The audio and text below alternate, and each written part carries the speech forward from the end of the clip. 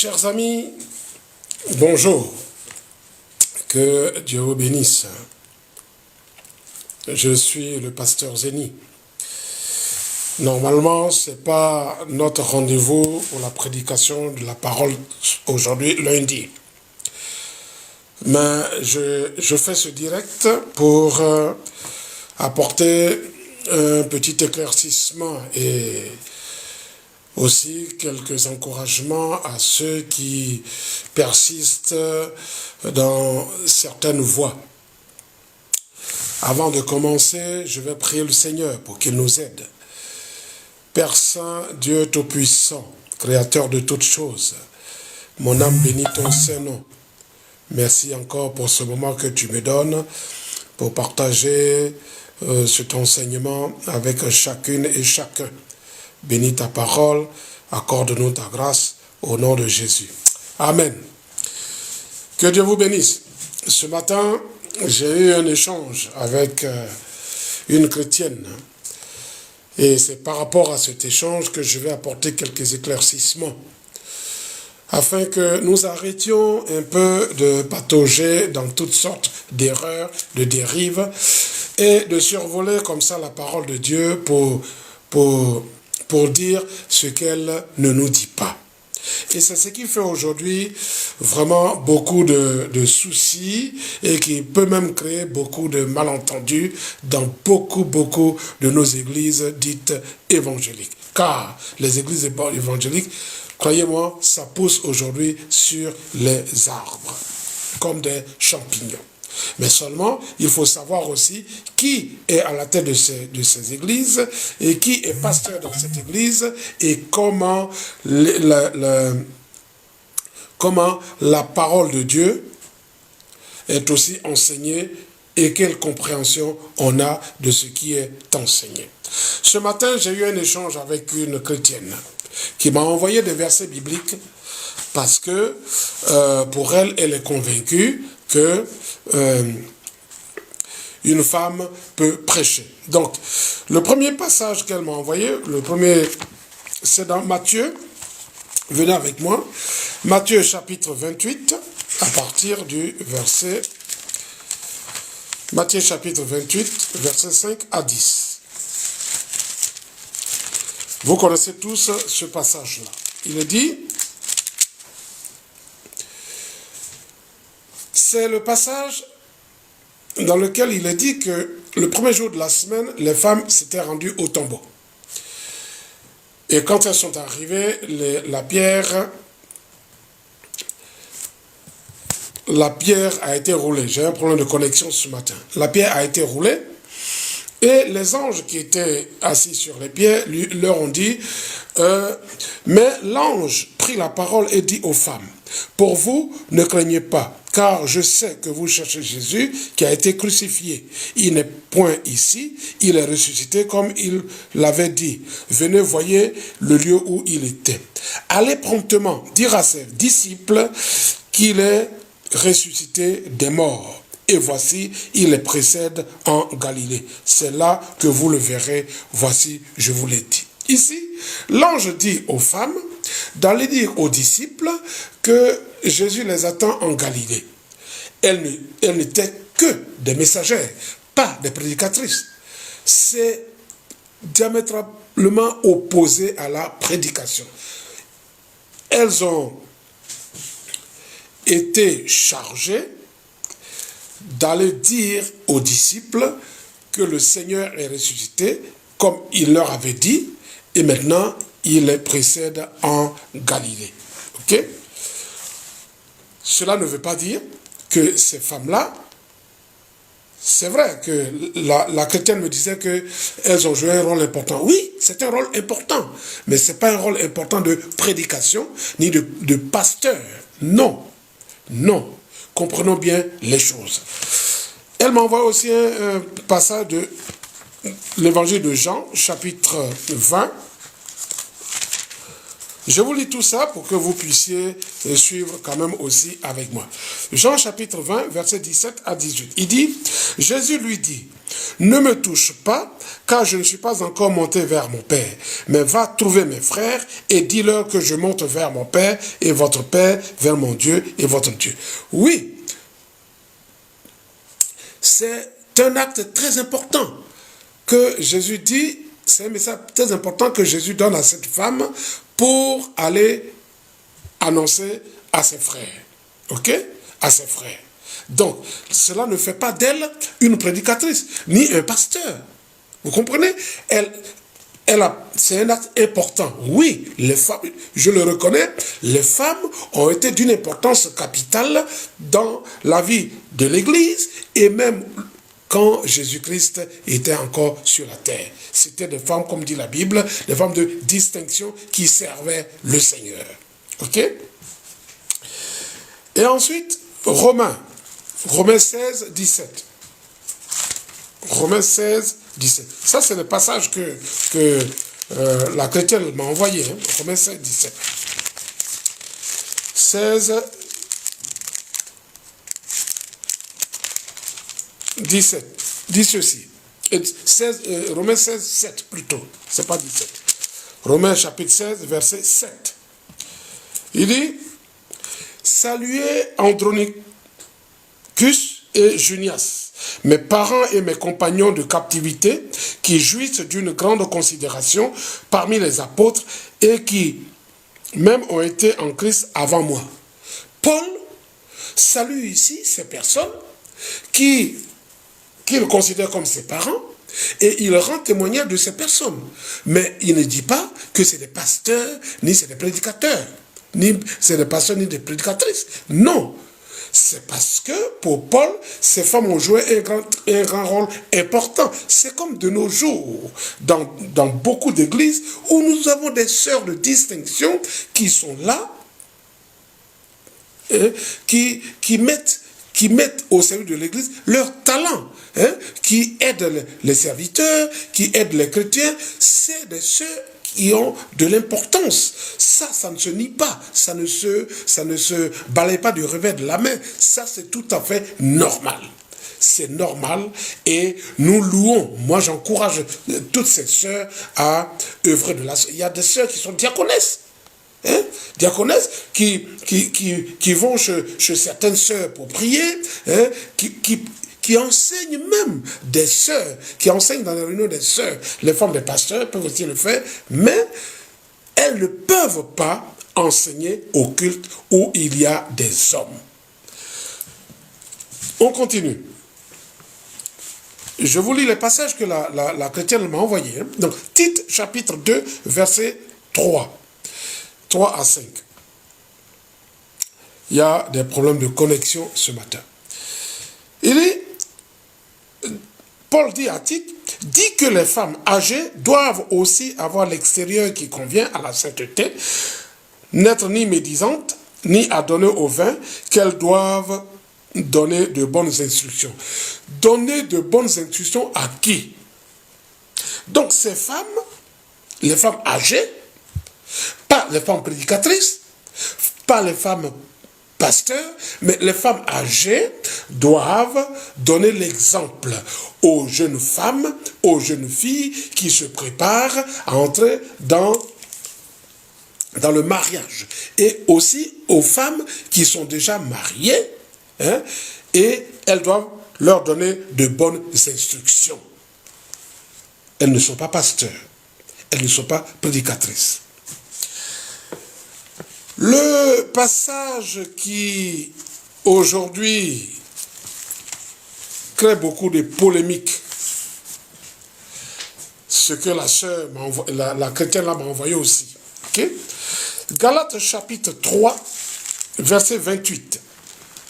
Mais avant d'arriver au verset 28, je vais lire le verset 26.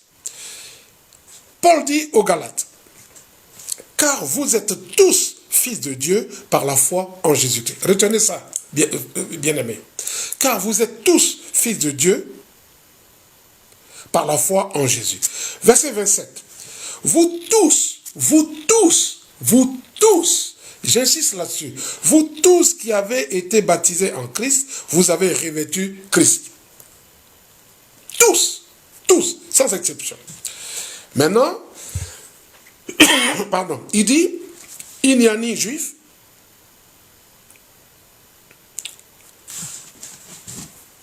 il n'y a ni juif, ni grec, il n'y a ni esclave, ni libre, il n'y a ni homme, ni femme, car tous, vous êtes un en Jésus-Christ. Voilà le passage qui crée de la controverse aujourd'hui. Parce que ici, Paul dit, il n'y a ni homme ni femme. Je le dis encore, je le répète, c'est concernant le salut, concernant la foi en Jésus-Christ. Concernant la foi en Jésus-Christ. La chrétienne m'a même écrit pour dire que, ouais, il n'y a pas de différence. Mais bien sûr, il y a une différence. Nous sommes égaux, c'est vrai, mais il y a une différence. La différence est que, maintenant, les hommes ont la charge,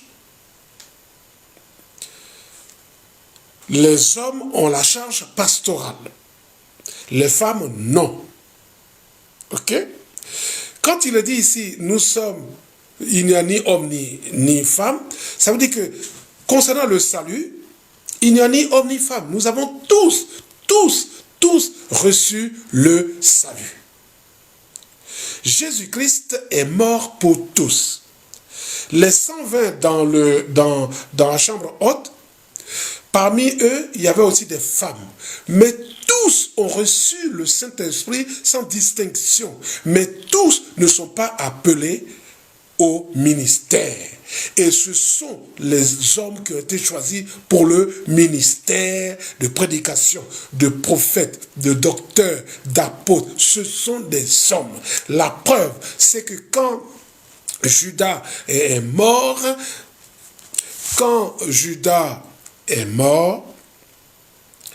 les apôtres ont tiré au sort pour choisir Matthias.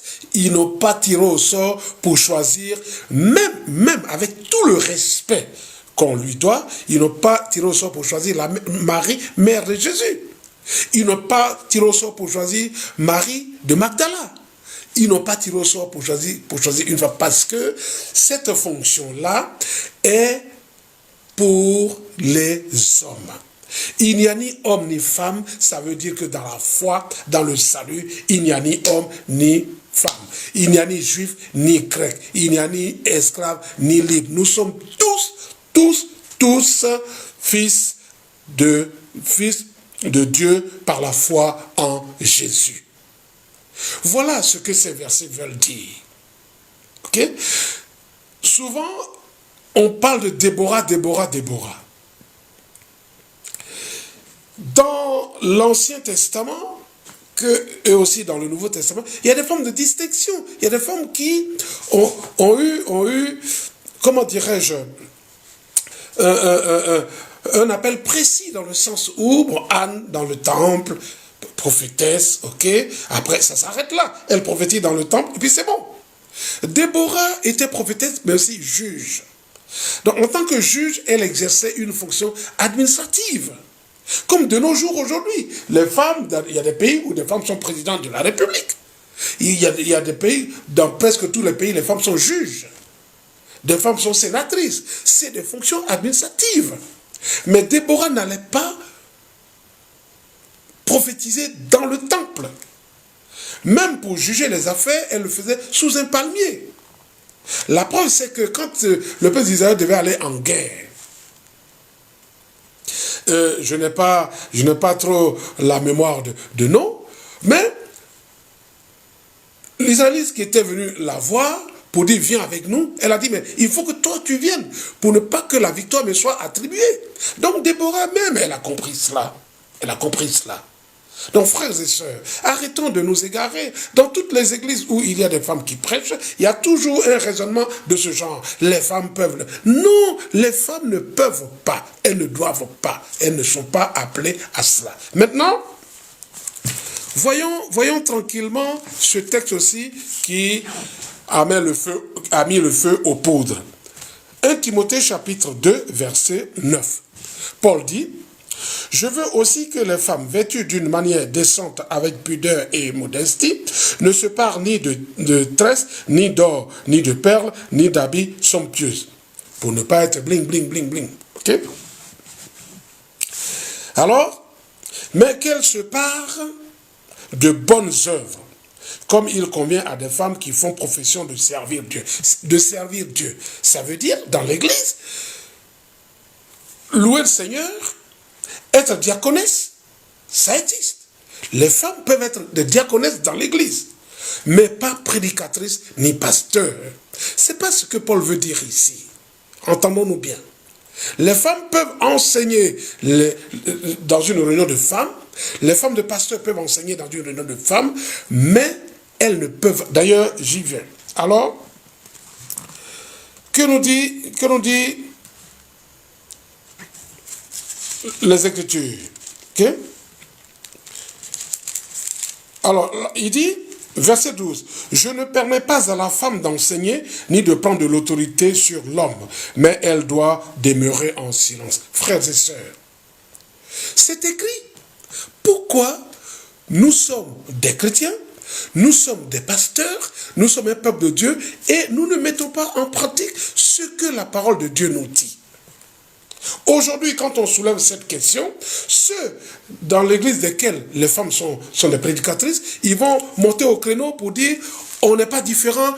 Mais bien sûr, c'est ce que la chrétienne là m'a envoyé comme message tout à l'heure. Mais bien sûr, chrétienne, on est différent. C'est-à-dire, on est né égaux, dans le sens où l'homme créé, il a 2 yeux, il a un nez, il a 2 oreilles, il a une bouche, ainsi de suite. La femme créée de la côte de l'homme, elle a une tête, elle a 2 yeux, elle a un nez, elle a 2... On est égaux. Mais dans le rôle spirituel, on est différent. Et cette différence a été marquée depuis la création. Et c'est ce que Paul applique ici. C'est que, quand je continue la lecture, il dit, car Adam a été formé le premier, Ève ensuite. Et ce n'est pas Adam qui a été séduit, c'est la femme qui, séduite, s'est rendue coupable de transgression. Elle sera néanmoins sauvée en devenant mère, si elle persévère avec modestie dans la foi, dans la charité et dans la sainteté. Frères et sœurs, c'est sérieux ce dont on est en train de parler ici. Ça, si ça avait été dans l'Ancien Testament où la loi était en vigueur et en rigueur, les femmes aujourd'hui ne pouvaient pas prêcher du tout. Mais nous sommes sous la grâce. Donc le Seigneur Dieu donne encore du temps à ces femmes prédicatrices, à ces femmes pasteurs, de renoncer à ce qu'elles sont en train de faire. Parce que c'est purement et simplement de la rébellion, de l'insoumission à la parole de Dieu. Et aussi, il y a des soi-disant pasteurs qui ont validé ces choses dans l'église desquelles il y a aussi des femmes. Moi, j'ai fréquenté une église dans laquelle le mari est pasteur, la femme est pasteur, il y a aussi une femme pasteur, célibataire pasteur, et ensuite qui se nomme apôtre, mais c'est de l'hérésie. La parole de Dieu nous dit, et je ne dis pas ça ce matin pour jeter la pierre à quelqu'un, c'est parce que ce matin, cette sœur m'a sorti un message comme un journal pour exprimer ce que tout le monde, presque tout le monde exprime, tous ceux dans l'église desquels se trouvent les femmes prédicatrices. Faisons attention. L'esprit de l'homme comprend ce qui est en l'homme. Ok? L'esprit de l'homme ne peut pas comprendre la parole de Dieu. Il n'y a que l'Esprit de Dieu qui peut nous enseigner, nous expliquer la parole de Dieu. Mais quand nous lisons la parole de Dieu et que nous nous arrêtons à la lettre, nous commettons une dérive, une mauvaise interprétation de la parole de Dieu. Et c'est pour cela, frères et sœurs, je dis chaque fois à ceux qui viennent à mes directs, s'ils vont dans leurs églises locales, Ils écoutent la parole de Dieu. Mais leur progression spirituelle va dépendre de la méditation de la parole de Dieu. Je ne dis pas de la lecture. Parce que quand on fait la lecture de la parole de Dieu, on s'arrête à la lettre. Mais il y a l'esprit de la lettre. Parce que la lettre elle-même, au temps de Jésus-Christ, il a dit à ses disciples, pour l'instant, vous ne comprenez pas ce que je vous dis. Vous ne comprenez pas ce que je vous dis parce que il détenait l'esprit en lui. Donc il dit à ses disciples, vous ne comprendrez pas ce que je vous dis. Mais quand l'esprit de vérité vous sera donné, quand l'esprit de consolateur vous sera donné, il prendra ce qui est à moi et il vous l'annoncera. Mais c'est ce que nous sommes. Nous avons aujourd'hui le Saint-Esprit. Et donc, demandons au Saint-Esprit de nous aider à comprendre. Au lieu de lire la parole de Dieu et sortir le texte de son contexte pour en faire un prétexte. Non, je le dis encore, non mes frères, non mes sœurs. Les femmes ne sont pas pasteurs. Les femmes ne sont pas des prédicatrices. Les femmes ne sont pas des prophétesses, les femmes ne sont pas des apôtres. Non, non et non. Ces 5 ministères ont été donnés aux hommes. Dans le Nouveau Testament, les filles de Philippe ont prophétisé, mais elles ont eu juste un moment l'esprit de prophète, elles ont prophétisé, mais après c'est terminé. Les personnes dans la Bible ont reçu un moment de prophétie, ils ont fait et c'est terminé. Mais les prophètes, comme Élie, comme Élisée, ceux-là, oui, comme Daniel, ceux-là, on les appelle les prophètes. Mais aujourd'hui, frères, sœurs, j'ai rebondi là-dessus tout de suite pour apporter un éclaircissement. C'est pas mon direct d'habitude, ok? Donc maintenant, je termine en lisant Apocalypse chapitre 2. Apocalypse chapitre 2. Apocalypse chapitre 2, verset 12.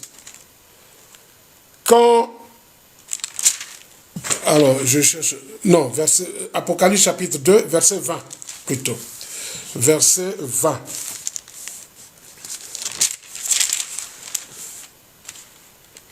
Apocalypse chapitre 2, verset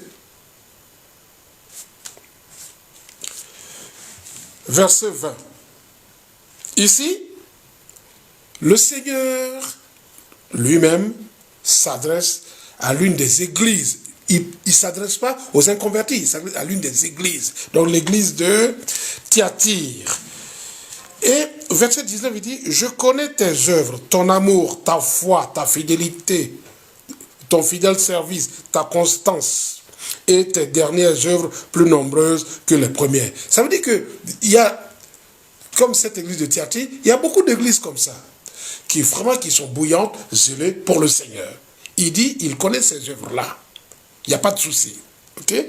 Mais, verset 20, « Mais ce que j'ai contre toi, c'est que tu laisses la femme Jézabel, qui se dit prophétesse, enseigner et séduire mes serviteurs. » Frères et sœurs, mais c'est la parole de Dieu. Ce n'est pas le pasteur Zéni qui le dit. C'est écrit. C'est écrit. C'est écrit. Donc aujourd'hui, quand on parle de ça, il y a beaucoup de sujets de discussion là-dessus. Il y a beaucoup d'encre qui coule. Il y a beaucoup de salut qui coule. Frères et sœurs, les femmes ne doivent pas prêcher. La parole de Dieu dit, l'apôtre Paul précise ici, que je ne permets pas à la femme d'enseigner. C'est de prendre l'autorité sur l'homme. Or, l'autorité de l'homme a été établie depuis le commencement. Ok? Depuis le commencement. Et quand l'Éternel Dieu a distribué les malédictions, lorsque Ève a été séduite et qu'elle a séduit Adam, quand il a distribué les malédictions, il a augmenté la douleur de la femme. Il lui a dit que dans les douleurs de ton accouchement, tes désirs Il n'a pas dit tes désirs iront vers l'Éternel. Il dit tes désirs iront vers ton mari. Et lui, il va dominer sur toi. Donc, nous comprenons très bien que aujourd'hui, les femmes qui prêchent, les soi-disant hommes de Dieu qui encouragent cela, c'est de la désobéissance. C'est de la rébellion. Chère chrétienne, toi, certainement, tu verras mon message sur TikTok. Toi qui, ce matin, m'as envoyé un message écrit, vraiment, le fait que tu ouvres ta Bible, que tu tombes sur des versets, que même que tu exhortes, ne fait pas forcément de toi une personne qui comprend les Écritures. Il faut encore approfondir cela. Je ne mets pas en cause ta spiritualité, je ne mets pas en cause ta foi, mais ne restons pas dans les dérives. C'est parce que dans ton église, où moi-même j'y étais, il y a des femmes qui prêchent. Il y a un pasteur, il y a des femmes qui prêchent. Donc, c'est original que tu me sortes ce message ce matin. Mais si on s'attarde sur la vérité de la parole de Dieu, comme tu me l'as demandé, la vérité de la parole de Dieu, c'est que les femmes ne doivent pas prêcher. Voilà la vérité. Que Dieu vous bénisse. Seigneur notre Père, ta parole est la vérité. Et tu nous as donné ton Saint-Esprit afin qu'il nous enseigne, afin qu'il nous communique la vérité. Mon Dieu, Père Saint, donne-nous de comprendre cette vérité et aussi d'obéir à ta parole par ton Saint-Esprit. Merci encore, merci mon Dieu. Amen. Que Dieu vous bénisse. Je vais envoyer ce message sur TikTok, comme ça, beaucoup le suivront. Et même toi, la chrétienne qui m'envoie ce message ce matin, tu es sur TikTok. Tu es sur TikTok et il faut que tu écoutes vraiment ce message. C'est très important pour la suite de ta vie spirituelle.